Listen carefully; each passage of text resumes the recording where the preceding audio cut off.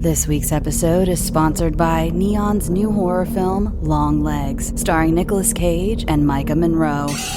Long Legs follows FBI agent Lee Harker, who is assigned to an unsolved serial killer case that unexpectedly exposes sinister and supernatural forces. Written and directed by Osgood Perkins, Long Legs has been hailed by critics as the scariest film of the decade and a modern Silence of the Lambs. Experience Long Legs, the horror movie of the year, exclusively in theaters everywhere on July 12th. Get your tickets now. On July 5th, A24 presents Ty West's Maxine, the explosive finale of Ty West's X trilogy.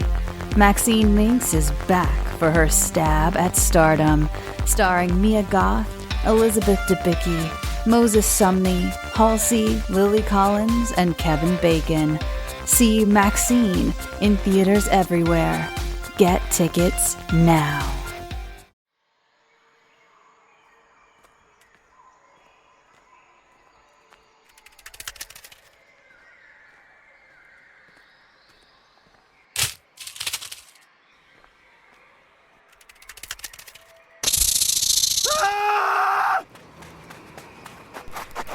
Why, greetings, my dear traveler.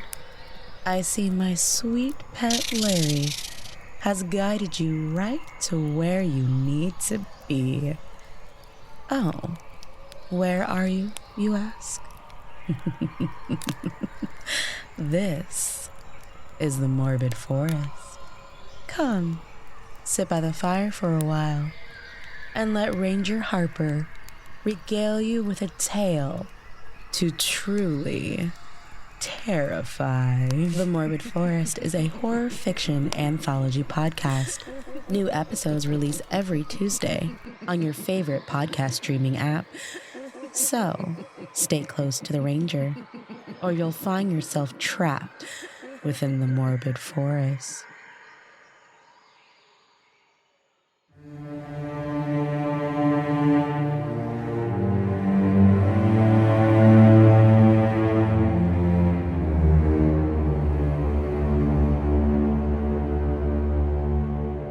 Hello and welcome to Scare You to Sleep.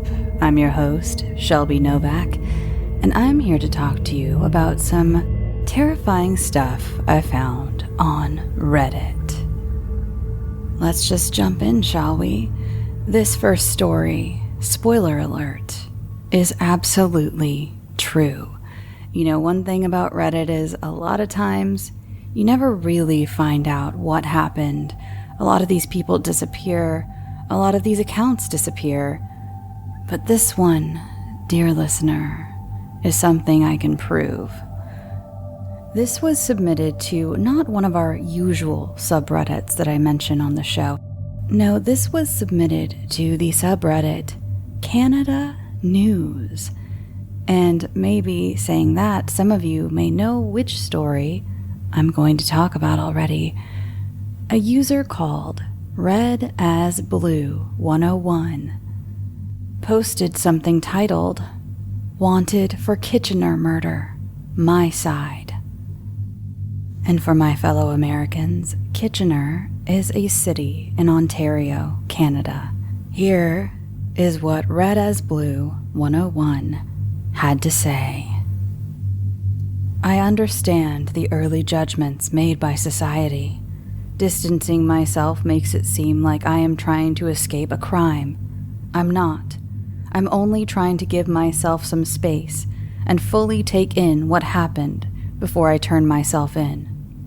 The fact is, no one is more destroyed than I am. She was more than a girlfriend, a soon-to-be fiancé. She was my everything. What happened that night was nothing but tragic. Looking back, we've been in a relationship for 1 year and 3 months. This was the first serious long-term relationship for the both of us, so everything we did was a new experience. We traveled the world, our families met, had fights and made up, talked seriously about marriage and kids, the whole ordeal. I would never physically hurt her in any way. She would occasionally hit or slap me when I said something stupid, but I'd laugh it off. She met all of my friends and family. Wherever I went, she was there. She would come to my house from Kitchener every week, about an hour, starting Fridays, and would stay for 3 to 4 days. We were incredibly used to each other. The last month of our relationship, I started asking her to give me some space so I can work on my job. She started coming less and less, like I asked. During March, her friend Anna got pregnant. Melinda and Anna then moved in together because Anna has a big family and wanted privacy in case she keeps the baby. I never met any of Melinda's friends at this stage. 1.2 years in, she told me all her friends only use her. That part was incredibly clear to me. They would only contact her if they needed their hair done or had boyfriend problems, including Anna. 1.3 months in, April, Melinda and I got into an argument via text and our relationship ended. I went to her apartment that day to try and talk. Every time I tried breaking up with her, she would call my mom or drive down to my house, so this time I figured I'd do the same. Upon arrival, I was confronted by Anna's brother and her boyfriend. A physical altercation took place, and the police were involved. At this stage, I knew if we were to patch things up, it would be rough. We didn't see each other for a few weeks. Later on in April, Melinda and I started texting each other again. We agreed to see each other and talk, April 29th. She was originally supposed to drive down to my house, but felt sick, so I told her I would come, and she agreed. Melinda told me Anna and her boyfriend were present. Incident from before might make things awkward. I didn't mind. Upon arrival, it was just Melinda. She said Anna went to drop Christina off at a club, Melinda's sister. She invited me to her room right away. We cuddled and talked. We never spent so much time away from each other. We just cuddled, kissed, and talked about everything. A while later, Anna came back with another friend. She asked Melinda if everything was okay, and Melinda said yes. Anna will attest to this if she is honest. We continued to talk and finally decided it was worth it to try one more time. However, Melinda didn't want anyone to know, especially her family. She said after the police were involved in a physical altercation with Anna's brother and boyfriend, things wouldn't be right if they knew right away. I agreed we would keep it on the down low until things cooled down. We continued to talk. Anna and her other friend left the house to grab food. We both let everything out, and our relationship was back on track.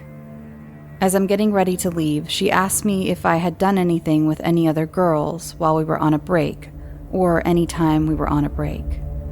I told her we needed to be honest, and said yes, and told her about it. She started freaking out, wouldn't say a word, and just kept slapping me with tears in her eyes. Slaps turned into hits. I told her I was sorry, but if she didn't stop, I'd do something back. She didn't stop. I then stupidly pushed her, harder than I expected. She fell against the sink. This was the first time I ever did something physically violent towards her. I told her I was sorry. She said, leave now. I began saying sorry even more and asked if I could get a hug. She was still crying. I go up to her and try to give her a hug. Almost out of nowhere, she grabs a knife by the sink. Initially, I thought she was just going to hold it and try and tell me to leave. She doesn't. She comes at me in full force, aiming towards my face. I tell her to stop. She doesn't. I tried grabbing the knife but ended up cutting my hands. After a few cuts, I lost it. I freaked out. I was scared and in a state of shock. Never in 100 years did I think she would use a knife against me. Out of shock and fear, I grab one. I hit her with it, almost blindly, a few times. I didn't know what happened. I was confused, shocked, and scared. I had no intentions of that happening. When I left, I honestly thought she had just passed out. Then I looked at the blood and started freaking out and just ran. I didn't know for sure she had died until the next day. I honestly had no intentions of ever doing that to her. I was protecting myself. She was with me the most. We were each other's best friends. She would tell me everything, her deepest secrets that not even her friends or family knows. The amount of regret and sadness is beyond words. Everyone else is just reading or talking about it. I lived it. I was there. I did it. Every waking second, I relive that moment. At this stage, life is really not worth it for me. Although it was out of shock and protection, I should have just accepted getting hit. Maybe I would have lived. Maybe not. Anything is better than living with this. I'm reading the news and they were claiming it was targeted or an act of terrorism. Why would I buy her roses that night if I was planning on killing her? I didn't even go home that night. I always have a passport in the car and decided to just get away for a few days before turning myself in or killing myself. If any of it was planned, I would have taken my stuff. I would have taken cash. I'm in the United States with $200, no clean clothes, nothing. I didn't intend on any of this. It was out of fear and protecting myself, alongside shock. I'm sorry to everyone, especially Melinda's family. I know it will not be accepted, but no, I didn't mean anything bad to happen that night when I went there. Rest in peace, my beautiful. I hope you forgive me in the afterlife. Pictures of our last text convo. And here I will read you that text convo right now. Her. I just finished. Got like a half-hour break before taking my dad. I feel so sick it's crazy. Him. Drink some water and get some rest. Don't drive here if you're feeling sick. I'll come to you. Her. I don't even think I can make it to my dad. I feel that shitty. My whole body aches. I feel like I'm gonna faint. Him. Okay, now I'm actually worried about you. Her. I'll see if my sister can drive him instead so I can do nap. Him. I'm going to leave work now, fuck it. Gonna go home and get out of this uncomfortable suit. We'll have a relaxed conversation and I'll take care of you. Her. No, stay at work. I'll nap and let you know when I'm up. Him. I'll stay till 6, and respect for the no periods, LMAO. Her. KK. I'll text you when I'm up, and yeah. Him. Okay. I'm just driving home. When you're up, let me know if tonight is for sure or not. Her. Just woke up, not feeling any better. Him. I know what will make you feel better. I'll be there by 11:03. 11:06. Her. You can't help. Him. We shall see. Anyways, I'm gonna get ready. Her. I want to run it by Anna first so she doesn't freak out. She's not home yet, though. Him. Okay, LOL. Tell her it's a guy who looks like me. I kinda lost weight. Her. LOL. When will you be here? Him. I'm gonna leave my house in like 15. Her. KK. Hurry. Him. Will Anna be there? Her. Yes, she's with Byron in her room. Him. I'm driving now. Her. Don't come through the side door. Come through the front. Text me when you're in the lobby and I'll buzz you in. Him. Yeah, I don't think I want to look at that side door ever again. 15. Her. Stay in your car for a bit. Christina is on her way up and I don't want her to know you're coming or see you. Anna is taking her to the bar. Him. Okay, well, I'm here. Her. Wait till they leave. Don't be seen. Him. Okay, I'll undercover mode, LOL. Missions. When are they leaving? Her. No clue. She's got to get dressed and put on lashes. Him. Okay, I'll just Google whatever the fuck lashes is in the meantime. This is Shelby interrupting. She spelled it LAHES, and I'm assuming she meant lashes. That's why I said lashes, but he didn't know what she was talking about. Okay, back to the story. Her. I think the coast is clear. Him. Okay, coming. Buzz me in. He also added, pictures of us as a couple. Some people think I was a complete stranger and just killed her. And it linked to a pictures of them as a couple. There weren't many comments. This kind of flew under the radar. There was one from someone named Ghost Black 905 that says, I love you, family. Through this and whatever it takes to help overcome it. Be safe. We'll get the business startups going together someday. So clearly a family member or friend. Then these two comments. This is from a username I cannot pronounce, XTIAANEUBATEN. And they said, well, this is awkward. Did I just read something that's going to be court evidence? And someone replied, I think so. And they were right. The man was 24-year-old Agar Hassan, and he was apprehended 2 months after stabbing his 22-year-old girlfriend, Melinda Vasilia, 47 times. Interestingly, he was actually arrested by Secret Service agents during an investigation into dark web counterfeit currency. This is straight from secretservice.gov. On July 11, 2017, the San Antonio field office received a routine duty call from an anonymous source who reported an individual, later identified as Hassan, was placing orders for counterfeit currency via the dark web. The source provided the suspect's description, first name, address, and vehicle information. Special agents and task force officers responded to the address provided by the source to conduct surveillance, during which time they observed the reported vehicle driving by the individual's address. Agents and officers arranged to have a San Antonio marked police unit conduct a traffic stop of the suspect vehicle. During the traffic stop, it was discovered the vehicle's license plates were stolen out of Arkansas. An individual fitting the description given by the anonymous source was located in the front passenger seat.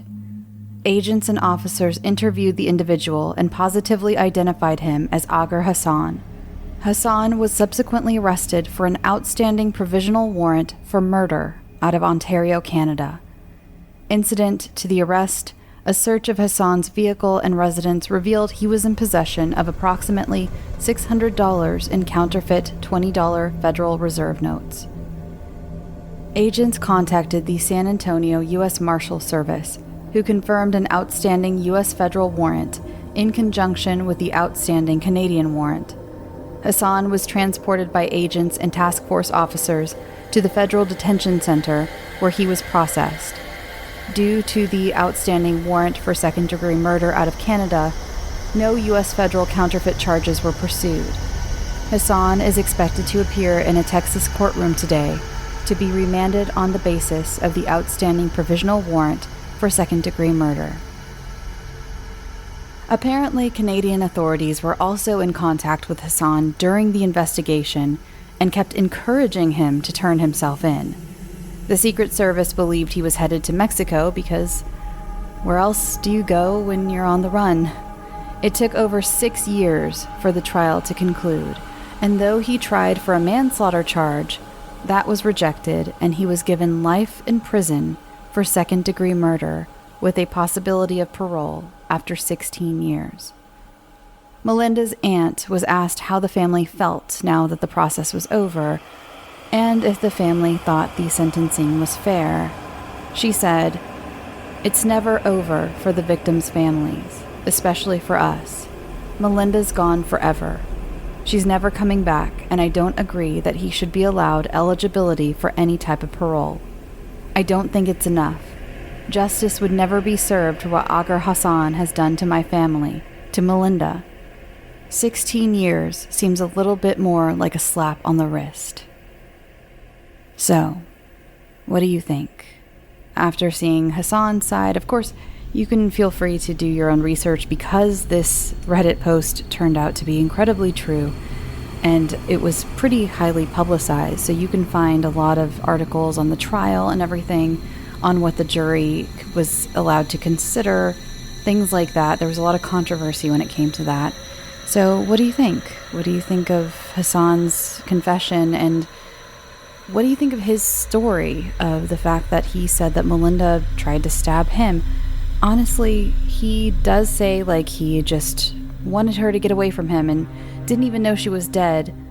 But it being revealed that he stabbed her 47 times, that to me tells a much different story. Personally, that's my own opinion.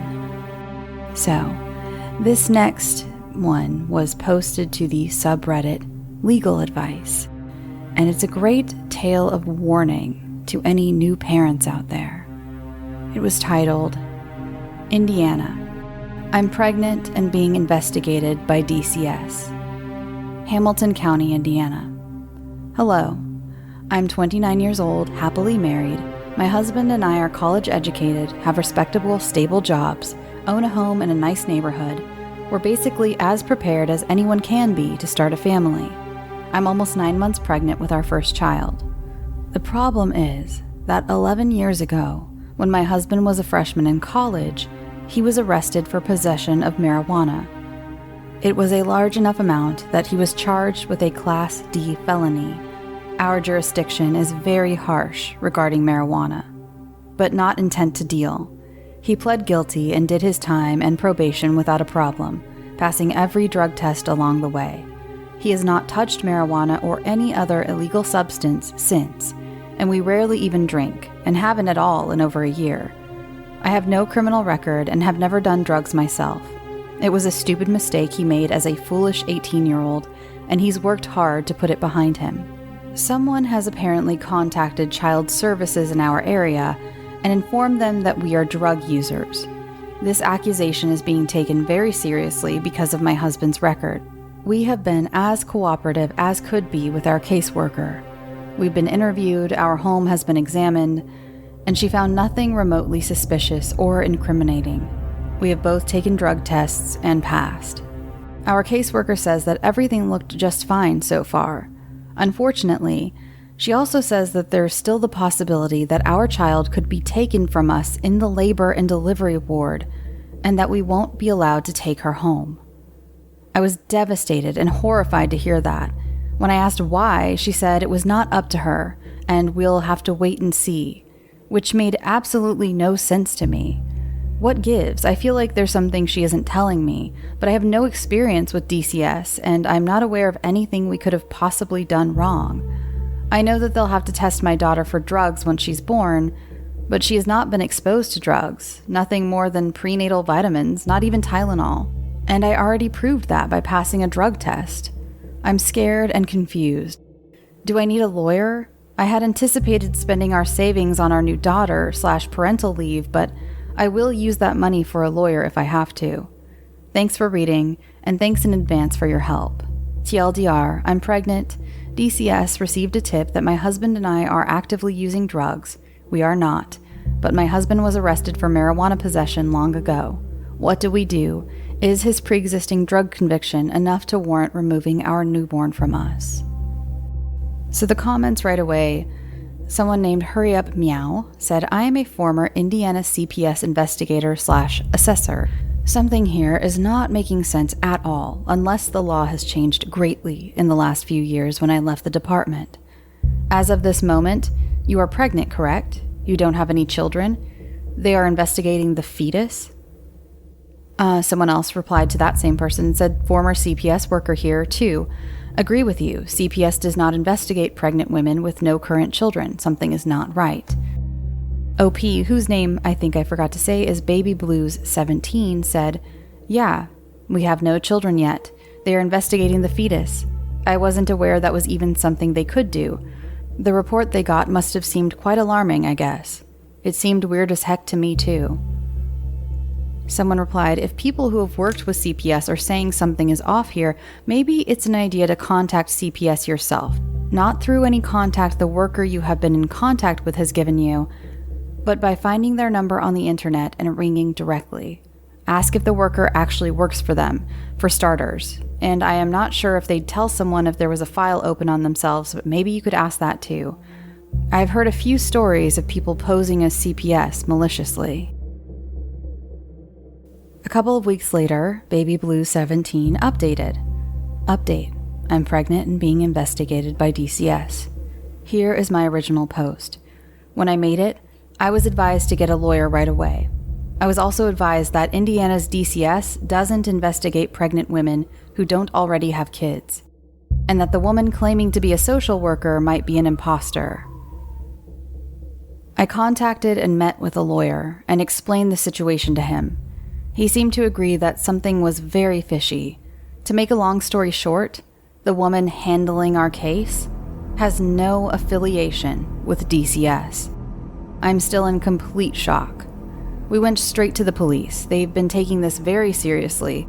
I can't give a lot of details because it's an ongoing investigation, but she seems to have been a very skilled / well-researched liar. I never would have known anything was amiss without the advice of this subreddit and the intervention of my attorney. I feel like a complete idiot, but the instinct to cooperate unquestioningly when faced with an intimidating authority figure is strong. I haven't had the baby yet. We're staying at a trusted family member's home until the baby is born. My OB and the hospital we'll be delivering at have already been informed of the situation and will be taking the appropriate security measures. I'm still freaking out, but we're taking every precaution for the safety of my child, and hopefully everything will turn out okay. Thanks again, everybody. Truly. So unfortunately, that had no comments because the subreddit has rules about allowing comments to be open on updates. It's, you know how internet mods can be and all their rules. So there are no comments on that, but I found a few on this was posted a couple times on Best of Redditor Updates, which is another subreddit I recommend. It's got some great juicy little things where they'll find, stories like this where they have updates and they'll post all of them in one thread for you. And then people will comment on those as well, since, a lot of these are locked or deleted or old. So, but that one, the one thing that frustrated me is the amount of people who said that this had to be fake. And it bothered me because of this. Elaborate baby snatching plans are not something that is unheard of. For instance, the case of Ashley Wade in 2015 in New York, she murdered her pregnant friend, Angelique Sutton, and performed a cesarean on Sutton's corpse. The baby, named Genesis, survived. Of course, as I said, the mother sadly did not. And Wade was sentenced in 2017 to 40 years to life. Or that of Taylor Parker, who in 2020 in Texas cut a baby from the womb of her friend Reagan Simmons Hancock. Both Simmons Hancock and the baby sadly died, and Parker was sentenced to death row. There are so many more stories like this out there. I mean, these were pretty brutal. These, were more brutal than just someone snatching a baby from a hospital, which it seems like that's what this woman might have had in mind. They're a real bummer, so I'll let you research more if you'd like. But while I can't say for certain that these posts that we just read, the DCS posts, were 100% real, this phenomenon very much is. And it sounds like OP could have potentially ended up a victim if she hadn't come to ask for advice. This poster never updated again. They've never used this account. It seems like this Reddit account was a kind of a throwaway because it was created for this question and it was never updated again. So unfortunately, we don't know anything else about this poster, but again, I don't mean to fearmonger. I don't want to be one of those people who's like, buy all this shit to put in your hotel room to lock your door and, you know, all those like crazy things. But I'm just saying, the amount of people who said this was obviously fake. And someone was even like, oh, well, she switched up her story because people in the first one said DCS doesn't investigate fetuses. So then she switched up her story. It's like, or that's the way she realized this woman was fake. And maybe this woman didn't know that. I don't know. Reddit and the internet in general, you shouldn't be gullible, you know, and don't be naive. But the quickness in which people on like Reddit are so want to say something is fake is crazy. I've been the victim, and victim is such a strong word, but I remember I posted a story one time. It was a personal story. It was so dumb. It was just very it was a dumb, funny story that happened to me, and I posted it on the internet. And the amount of people that did the stupid I'll take things that didn't happen for 200, Alex. And I remember being so I don't know, in shock. I was like, but it did. I don't know. And I remember replying to it because it was years ago that I did this. So I didn't realize, I didn't have the wherewithal then to realize that it was stupid to even try to fight back against these types of people. So I remember replying to a few of them being like, but it did though. I don't understand. I was so frustrated. And these people were like, yeah, sure. And I was like, this isn't even that interesting of a story. Why would I make this up? It was so dumb. I guess I can tell the story. Do you want to hear the story real quick in the middle of this dark Reddit? Honestly, now I've built it up. Again, it was not that interesting of a story. I remember just posting it and thinking it was funny. So I've mentioned I'm a fan of Last Podcast on the Left. And I was listening to that. I was at a grocery store.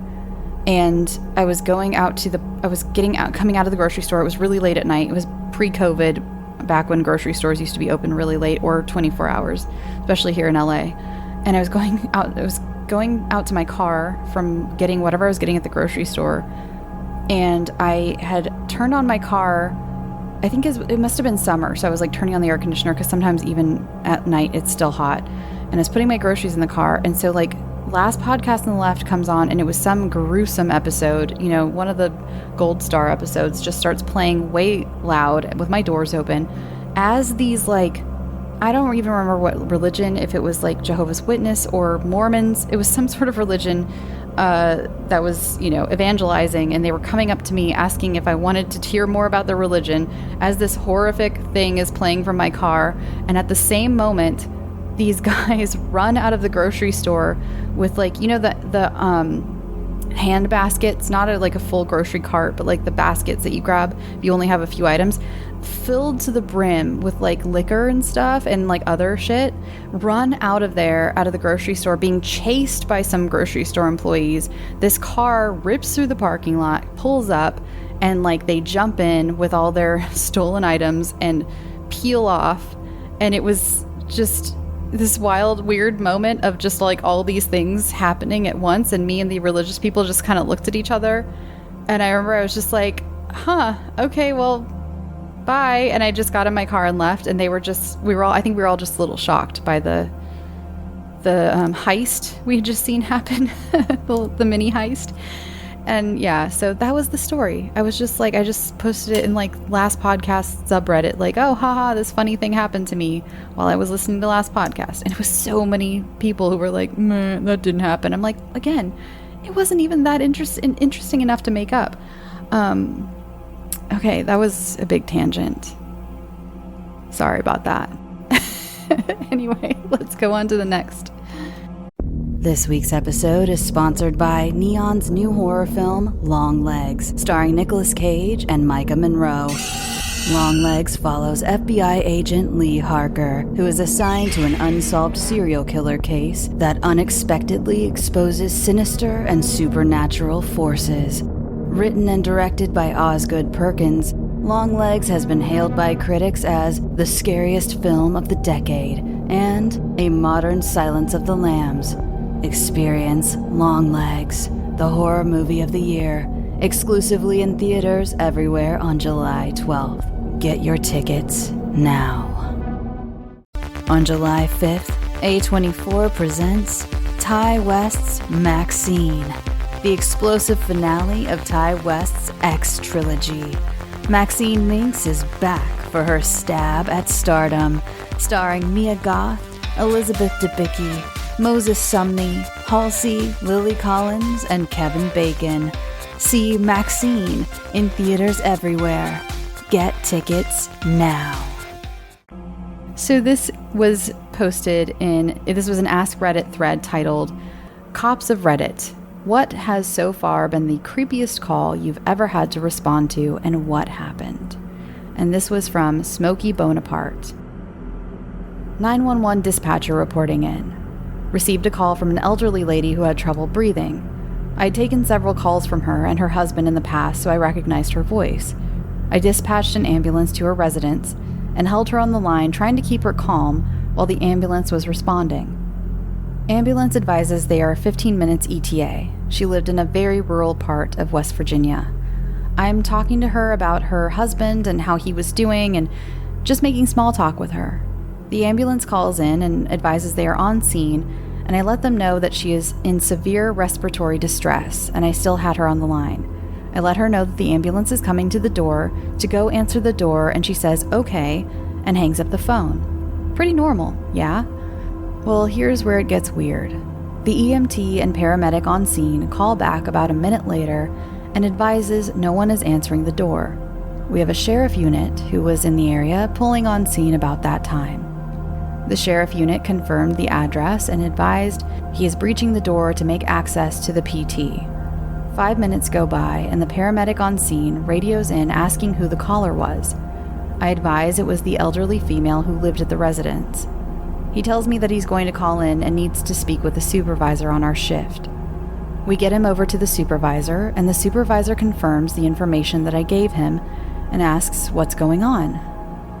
Apparently, the elderly female had been dead for a while and was already in full rigor mortis. They thought I was wrong on the caller, but the other dispatchers played it back and confirmed that it was the female who called. The ambulance transferred the hospital, and we got the same calls and disbelief from the doctors. So, I took a call from a ghost. I think that's the only really paranormal-y one we have this episode. Oh, at the end I do have some, I guess thecknically paranormal, but that's the only ghost one we have this episode. I loved that one. I thought that was a lot of fun. I wonder who she was talking to. There's so many stories of ghosts calling people on the phone, or deceased people calling loved ones on the phone. I've seen a lot of stories like that, and it's another one where you hear it a lot from people who aren't necessarily believers, who aren't necessarily big fans of the paranormal and stuff, and they're like, my dad and I had a conversation on the phone. Sometimes what's weird is they'll mention that the phone call was the connection is kind of bad. I remember hearing one in particular where he said it sounded like kind of the early days of cell phones when you were going into a tunnel, and he gets all warbly, and he was talking to his dad, and it turned out there was no way his dad could have made that phone call because his dad had been deceased. And I've heard of quite a few of those. I wonder what that's all about, huh? Again, what do you think? What do you think these phantom phone calls are? I'd love to do a whole episode, track down a few and do some phantom phone calls. Okay, this next one is pretty terrifying and comes from an Ask Reddit thread titled, Throwaway Time. What's your secret that could literally ruin your life if it came out? And this was posted 11 years ago. And this was from user Some Old Dude. I have an important job. Every day I evaluate various containers for hazardous waste, up to and including medical waste, to determine whether or not they are suitable for a given application. The vast majority of my work comes from pressurized containers that hold usually harmless compounds under extremely high pressures, hundreds of times greater than the atmospheric pressure. When the vessel fails, people die, period. I have been in this business for nearly 40 years. I am approaching retirement, and I have commissioned more of these pressure vessels than I can count. Thousands of containers are out there in all sorts of industries being worked on and around by people completely unaware of one fairly important fact. The person who commissioned those vessels has heard voices in their head since they were 14 years old. There are 3 of them. One of them is something of a snarker, another is mostly silent and very childish, and the third is frighteningly, violently insane. The last one didn't show up until I was graduating college. Every time I have stamped a container, I heard a soft voice in my ear chiding me for missing an opportunity to kill somebody. I'm commanded to steer into oncoming traffic every time I drive home. I've caught myself idly listing the ingredients to build a bomb or a meth lab or a homemade firearm more times than I care to list. That voice has been my indicator for the integrity of every device I have commissioned over my entire career. If ever I am about to stamp something and the voice is silent, I recheck my numbers. Truthfully, though, I have no idea how much separation there is between me and them, how much of what they say comes from me, and how much of what I do comes from them. Every day, thousands of people go to work in environments that are certified as being safe only because a complete madman has put a stamp on a piece of paper. I've driven away my wife, my children, and my family to keep my secret safe. Once I retire, my only companion will be an illustrious professional reputation built on misplaced trust. With retirement looming, I ask myself every day whether or not I should come clean and check myself into a mental hospital. I believe I would rather die, and that single thought is the only thing that is answered by complete silence from the others sharing my head. You know, one thing I've really come to learn in the last few years is you never really know people. You think you can, but you don't. And I know that's terrifying, and I don't mean for that to sound bleak, but you really never fully know people. Or at least you never can know that you fully know someone. And I feel like that's what this guy's going through. Terrifying. So scary. Glad he's used the voice in a productive way, though. I guess. It's like a marker of quality craftsmanship, I guess you could say. Maybe not. I don't know. But I thought that one was really scary and very sad. Very sad. I can't imagine living like that. Okay, and we've come to our last thing, and to end off the night, let's get weird. This came from an Ask Reddit thread from 8 years ago titled NSFW, Not Safe for Work. People who used to develop disposable camera film, what's the creepiest/craziest/most memorable photos you ever developed? By the way, this one will be linked in the show notes, and there are some great stories.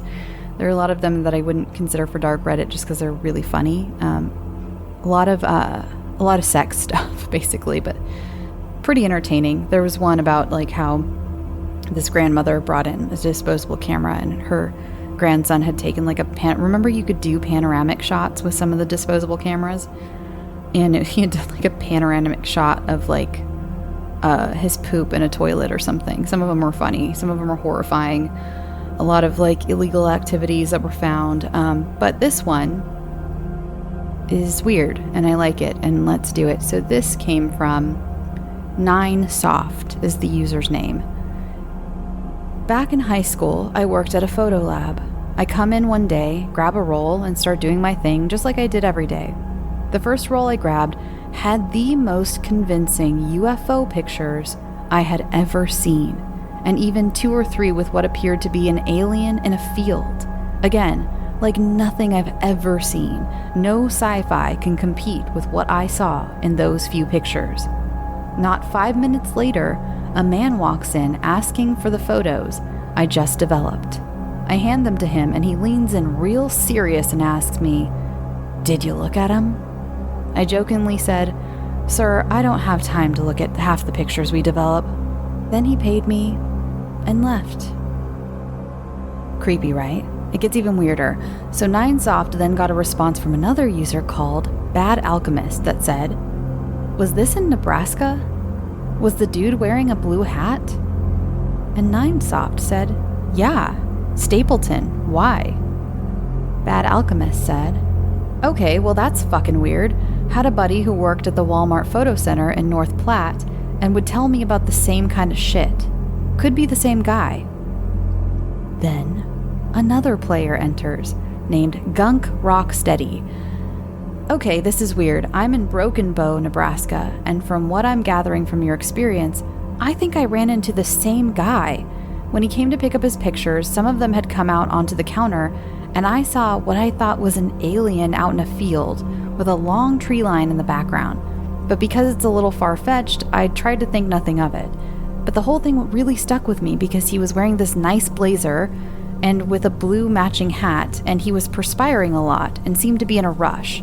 The whole thing left me feeling weird at the time, and now reading your experience that occurred not far from me in Broken Bow plus Bad Alchemist's experience is really bizarre. Do you guys remember around what time you guys came across this man and his pictures?"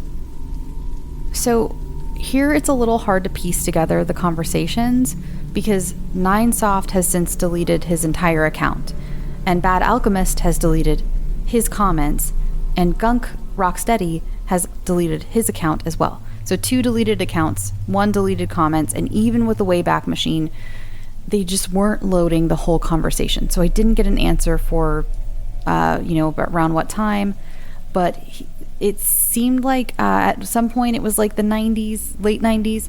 Okay, moving on to what I could find. Someone asked Ninesoft to draw what he saw. All right, for everyone asking what was on the pics, I dug deep for these memories, and here's what I can recall. Please forgive me, I'm not an artist by any means. Each box is 1 photo. Photos 1 and 2 appear to be taken around the same time. 1 is of the UFO, slightly above the ground. 2 is when it is grounded and has transformed its shape. Photo 3 is this weird lapel pin I remember the man was wearing, and was the American flag with the 2 attached lines on each end. Photos 4 and 5 were of the alien. A lot of y'all are asking about its color, skin, hair, etc. All I can say is, nope. This thing was completely alien to anything I've ever seen or imagined. As far as its skin, it was as if it was a glowing liquid that was on fire, but not emitting anything other than light. So damn bizarre. Its color was a brown/white/blue, but red at the center. It was also hovering above the ground. It had a similar shape to what I can only assume is the door to the UFO seen in pic 2. Photo 5 is a profile pic of the alien? Same one? Who knows? It did not appear to be human-like, although it did have limb-like features and an X frame. Shape-wise, it was more like a starfish than a human. Photo 6 is of the UFO in flight. No ground or trees or anything else in the pic. Appeared to have its landing gear up and was either arriving or leaving. And I'll try to remember to post the picture on social media. If not, there will be a link in the show notes to the whole thread and you can click on it. The drawings are crude, which I think adds to their creep factor. And there was even a small update from Ninesoft. Edit. Wow. Thanks everyone for everything. Thanks for the Skype calls, thanks for all the kind words, thanks for the art tips. I've been talking to Gunk Rocksteady via private message, and even though neither of us reside in Nebraska anymore, we're roughly 2 hours away from each other and are going to meet in the middle for lunch today to talk and geek out a bit on some UFO/alien stuff. Edit 2. Alright, just got back from lunch with Gunk Rocksteady. The more we spoke, the more our stories aligned and things began to click. We agreed to keep in touch and attempt to meet with his uncle, who is a retired police sketch artist. As we got up to leave, a rough-looking man walked in and told us to sit back down. This turned out to be the Steve Bad Alchemist mentioned and somehow got a hold of. And like I said, Gunk Rocksteady deleted his account, Bad Alchemist deleted his comments, and Ninesoft also deleted his account. So I don't know who this Steve is. Apparently, I can gather from context that it was the one who Bad Alchemist originally said he had a friend who worked for Walmart Photo Center, but I didn't get to see the whole conversation. Maybe you'll have better luck trying to sort through these. I really tried, but it would just they would not load. The rest of the conversation would not load. That's some pretty freaky stuff. I think I've mentioned that aliens and space are way scarier to me than any ghost or demon. I couldn't sleep after the birthday party scene in Signs the first time I saw it. So this type of thing really makes my blood run cold. And I wish I could have loaded the rest of those comments. And I wish they hadn't deleted their accounts and I could see updates on if they ever met with the police sketch artists and what their stories were that they shared with each other. And who was this man in the blue blazer and the hat, you know? So again, go check out those pictures. There is a picture. He did do a little sketch of the lapel pen. So I don't know if maybe someone recognizes that logo. It's just like an American flag with two lines kind of across like the top left and bottom right, I think. Again, I'll try to remember to post that. If not, it's in the show notes. Just click through. You'll find it. And that is all for this evening, everyone. Thank you for sticking around for another Dark Reddit episode. Oh my god, this is Past Shelby telling you to go check out the Guided Nightmare that is out now. It's out now. It's on the feed. It's right before this episode. So if you like the Guided Nightmares, there is a new one and it is out now. Guided Nightmare, date night. I got a little weird with it. I hope you like it. Okay, good night. Thank you so much. These are getting a little tougher to do. Oh, you know what? Follow the show on social media at scareyoutosleep on Twitter, Instagram, and Facebook. You can follow me personally at Shelby B. Novak on Twitter and Instagram. You can also find me on Facebook too. I'm there. I don't really post though, other than in the group. But yeah, and go ahead and join. Oh, Patreon. Before I get into other stuff, Patreon, I released a 43 minute bonus video on Patreon for my $3 and up tiers. And it's just, I was filming for another video that I'm going to be releasing on YouTube for everybody. It's going to be a public video. But I realized, you know what? I'm getting ready. I'm setting up my lights. Why not do a sort of get ready with me ramble? And so I just decided to do my makeup and talk to the camera. And we talked about, me and the mouse in my pocket, we talked about like a true crime story that I heard and this scary like ghost story that I heard, and then I talked about a lot of other stuff. And it was a very traditional ramble. It's 40 something minutes and I just do my makeup. So it's basically a ramble where you can see me, and it does start out with me with no makeup on. So jump scare alert.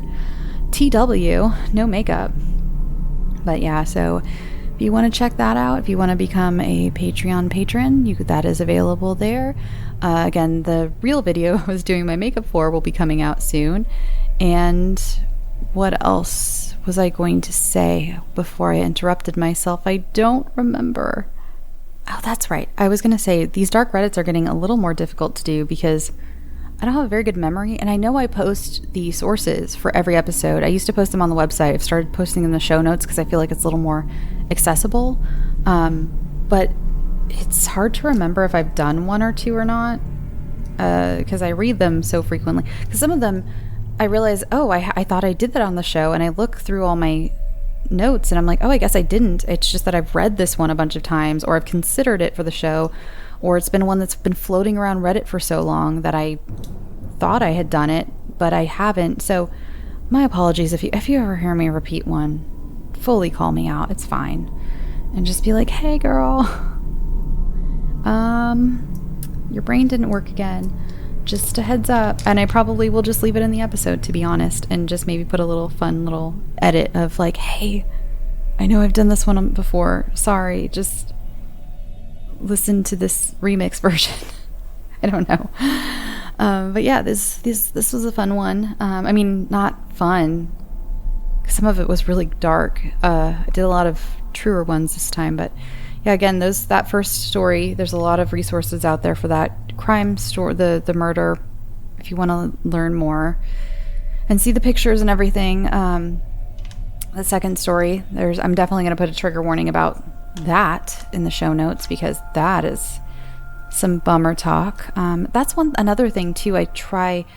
There's stuff on Reddit that it gets really, I know this is called dark Reddit, but it gets dark. And so some stuff I kind of haven't, there are stories that have been floating around that I haven't posted on here because I don't know. I don't know how dark. Some of them just feel like just really bummery, and like I don't ever know. I don't know. Maybe I should just do them. Maybe that's what you're here for. I am not. I guess I can always do trigger warnings, but of course, I've been asked if I'm ever going to do some of the famous Reddit ones, but those aren't. They're dark, but they're dark in a different way. Like the Broken Arm AMA, the Jolly Rancher story. What else? There's quite a few. Oh, the My Little Pony jar. There's also one. There's not just the My Little Pony. There's also the box that is very similar to the My Little Pony story. I feel like those are such classics, and I feel like their stories should be told. And especially since so many of you who listen aren't really on Reddit, this is how you get your Reddit, is through me, through listening to stories like this. I know a lot of people have branched out to start doing Reddit. There's like whole shows now where they just read posts from Am I the Asshole? Like that's their whole thing, is just that. I'm not gonna lie, I listen. I'll be scrolling through TikTok and I'll hear one and I'm like, oh, this is one I haven't caught, and what are these people's opinions on it? Do you think they're the asshole or not? But so get your bag however you can get it, honestly. But again, those classics, maybe someday I'll do a special episode where you know what, no, I couldn't. That's the thing too, like the Broken Arm one, I couldn't read. I feel like I can't even read that out. There's some of them that are so shameful that I don't even think my mouth should ever say them. No one's mouth should. They're for eyes only. You should only read them at night when you're so curious, when your curiosity just gets the better of you to a point where you just can't stand it anymore, and you're like, I'm gonna look up this thing that these people always mention, or that Shelby has mentioned on her show, and I'm gonna read it. And then you're gonna be mad at me or whoever you heard tell you to read it. And so actually I'm gonna make that decision now.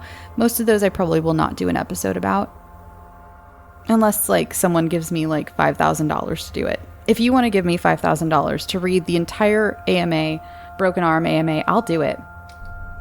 But until then, until and unless, it's not going to happen. Again, go look up the classics on your own if you'd like. I'm not telling you to do that. I'm saying if you'd like, if your curiosity, if you're overly curious like I am, just one sick puppy. But okay. Baking this week. What else did I miss? If you have any Reddit stories, by the way, that you want me to read, send them in at scareyoutosleep@gmail.com. I'm not going to read no sleep ones. Those aren't real. No sleep is not real. That's what it's for. They're all fictional. I started on the no sleep subreddit, my fictional stories, the O'Male Swamp Tour and Charred Man, with its old title that was so wordy. Oh man, the original title to Charred Man was ridiculous. It was so much. And I think Proctor's Children's Home is also on Reddit. I'm meaning to like pull them off because Reddit's been getting kind of weird about like copyrights and stuff and like who owns what. So I'm thinking about pulling those babies off Reddit soon. But again, no sleep, they're not real. I've had a few people send me the search and rescue, or the forest guy, the search and rescue, the guy who sees the stairs in the forest. Classic, beautifully written, very well written, very believable, incredibly good horror. It was on the no sleep subreddit though, so it's like that's for fiction. Sorry. And when you come across a lot, it sucks too, because you come across like the subreddits or the Ask Reddits that are like, what's the creepiest story you've ever read on Reddit? And it'll be a lot of links to no sleep stories, which is fine because it's like, yeah, they are creepy. That's what they're there for, is to be creepy. But so many people who believe them, who think they're real. There's one in particular, this guy wrote, who's, again, very good. I can't remember the name of it, but his parents go on vacation or go out of town. And I can't remember if he's like a teenager and he's home or if he's house sitting for his parents. And he's like, he like hears something, and he posted like pictures and video of like how he was scared. And like in one of the videos or pictures, you can see a guy like behind him if you like adjust the lights, and it's really creepy. Very well done. Excellent. Again, excellent horror. But if it's posted to the No Sleep subreddit, you could bet money that it's not real, which is, again, fine. But I try to cover stuff that's at least proposed to be real, truthful on this show. Again, I can't verify all of them, obviously. But that's the beauty and mystery of Reddit. Is it true? Are these creepy stories true? Is the broken arm story true? We'll never know. We'll never know. Or maybe someday we'll know because someone gets desperate enough to, like, I don't know. They need their 15 minutes and they come out and they're like, it was me. 'Twas me. I broke my arms. And then all that stuff ensued. I gotta stop talking about that story. I don't know why I keep bringing it up. I think it's just because it's the most infamous one, and it came up a lot whenever you look up like, you know, worst things you've read on Reddit, and it'll be like, well, that one, and it's like, no, I meant like ghosts, guys. You know what I meant by scariest or creepiest. You know that's not the kind of creepy I meant. But everybody mentions it in almost every thread that has like more than 1,000 comments. So that's just how it goes. Oh, I baked banana bread this week. I used Sally's baking addiction recipe. It was a little sweet for my taste, but I think I've mentioned I'm cutting back on sugar a little bit. And everything is sweeter to me now, which is kind of cool. I guess it's good. I guess, but like everything is too sweet to me these days. Like everything. Is that a thing? Is that something? Well, is someone going to armchair diagnose me with something? Is that like a sign of something horrible, that everything tastes like kind of too sweet to me these days? Oh my God, Clara just made a noise and it sounded like there was a ghoul in here. God, that was terrifying. She's so scary. Having a cat is like having a spirit haunt your home, because you don't see them and they're so fast and they just appear. Anyway, I'm going to go finish drinking my way overpriced latte that I walked to get today. I was like, I'm going to get out, explore my new neighborhood, go to that coffee shop that someone in my building recommended to me. And I should have known. I was walking in and it was like, and every time I've walked by there, it's like the most beautiful Instagram, TikTok type people you've ever seen. Like gorgeous people going in and out of there. And I was like, that should have been an indication. It's okay. It's overpriced, and it's a decent iced latte. It's decent. It was not worth the $8 I paid for it. And it was one of those like cool shops where like they don't have a menu out. They have like one little menu on the thing, and they're like very cool, and everyone there is so cool. And it was funny though, because the two girls that were like ahead of me, who were like, they were very nice. They held the door for me. They're very kind young women and beautiful, just absolutely gorgeous. And one of them had the coolest tattoo. It was like all red ink. Anyway, they were ahead of me in line because I was like, oh, you go ahead. Because they held the door for me. I was like, go ahead. And also there was no menu on the wall. And I was like, I was going to do something fun more than my normal non-flavored, non-sweetened, just plain ass latte usually with coconut milk, but they didn't have coconut milk. They had pistachio milk. They didn't have coconut milk. Ugh. And he looked at me like, no one does coconut milk anymore. And I was like, okay, well, do you have regular milk? Yeah. Anyway, the girls who went ahead of me were also like, where's the menu? I guess I'll take this. And he was like, well, do you want this? Is this and I could tell they were also kind of thrown off by the vibe. And they like went and sat outside, and they were like kind of giving each other looks like, what is this place? And I was like, girl, same. So I got my overpriced latte and got out of there. walked back home, walked my butt back home, and now it's still sitting here, mostly done. And I don't like wasting food or drinks, so I'm going to finish it. And even though it's 8:40, it's fine. Caffeine doesn't affect me that much. It's like I guess it's like an ADHD thing. Stimulants are kind of put me to sleep, so I'm gonna go drink my latte. I'm gonna, I don't know what else I'm gonna do. Something. I started a new book. Not writing one, reading one, obviously. So I'm going to probably go read this book because it's really fascinating. It's called The Plot. I cannot remember the author's name right now. Hold on, let me look it up for you. Jean Hanf Korelitz is the name of the author. It's called The Plot. I've heard they're going to be turning it into a movie. I think a friend of mine said like Mahershala Ali is going to be starring in it. I don't know, but that was a while back. You know, some of these things fall through. But I just started that. Friend of mine recommended it, highly recommended it. I'm going to go read that. I hope this was a nice dark Reddit. This ramble was inappropriately long. I apologize. So I'm going to go. I hope you're having a great evening. To anyone who this is your first episode, I don't usually chat this long and get this tangential. I promise. I get a little tangential and I do chat a little bit, but like this was kind of crazy. I don't know. It's the weekend. It was the 4th of July. You know? Sorry, England. I don't know. Okay. All right. I'm going to go. Okay. Go get some sleep. Sweet dreams.